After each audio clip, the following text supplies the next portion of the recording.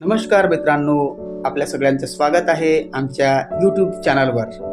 आणि आज मी तुम्हाला सांगणार आहे की महाराष्ट्र सरकारतर्फे कोणत्या योजना अपंग व्यक्तीसाठी राबवल्या जातात। ह्या सगळ्या योजनांची थोडीफार माहिती मी तुम्हाला सांगणार आहे।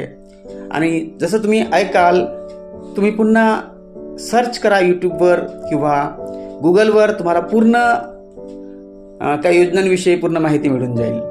पण थोडीफार इंट्रोडक्शन मी तुम्हाला सांगणार आहे।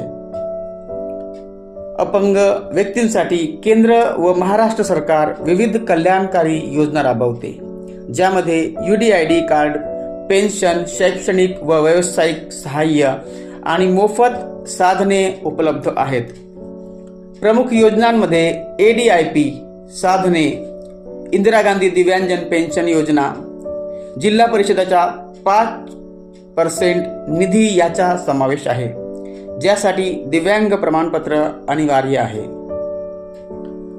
आणि मी काही योजनांचे नाव तुम्हाला सांगणार आहे, जे अपंग व्यक्तीसाठी आहेत, दिव्यांजन व्यक्तीसाठी आहेत। UDID कार्ड, ज्याला म्हणतात स्वावलंबन कार्ड, सरकारी योजनांचा लाभ घेण्यासाठी हे कार्ड अनिवार्य आहे, ज्यासाठी घर बसल्या कोराद्वारे अर्ज करता येतो। ADIP योजना, अपंग व्यक्तींना आधुनिक व दर्जेदार उपकरणे, उदाहरणार्थ व्हीलचेअर, श्रवणयंत्र खरेदी फिटिंगसाठी माय स्कीमद्वारे सहाय्य केले जाते। त्याचप्रमाणे दिव्यांग पेन्शन योजना, इंदिरा गांधी राष्ट्रीय दिव्यांग पेन्शन, पात्र व्यक्तींना दरमहा 600 रुपये पेन्शन मिळते। त्याप्रमाणे राज्य पेन्शन, 80 ते 100% अपंगत्व असलेल्यांना 2000 ते 2500 पर्यंत पेन्शन मिळते।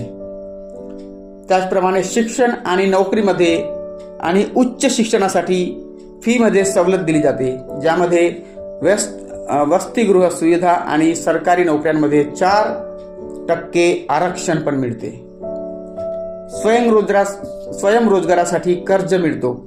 महाराष्ट्र राज्य दिव्यांग वित्त आणि विकास महामंडळामार्फत कमी व्याजदरावर व्यवसायासाठी कर्ज मिळते। त्याचप्रमाणे एक योजना आहे कृषी संजीवनी योजना, ज्यामध्ये दिव्यांग शेतकऱ्यांसाठी 10 लाख रुपयापर्यंत कर्ज मिळते। तसेच ग्रामपंचायतमध्ये 5% हा निधी हा अपंग व्यक्तीच्या कल्याणासाठी ग्रामपंचायत, पंचायत समिती आणि जिल्हा परिषद स्व उत्पन्नातून 5% निधी राखीव ठेवतात, ज्यामध्ये दिव्यांग व्यक्तींसाठी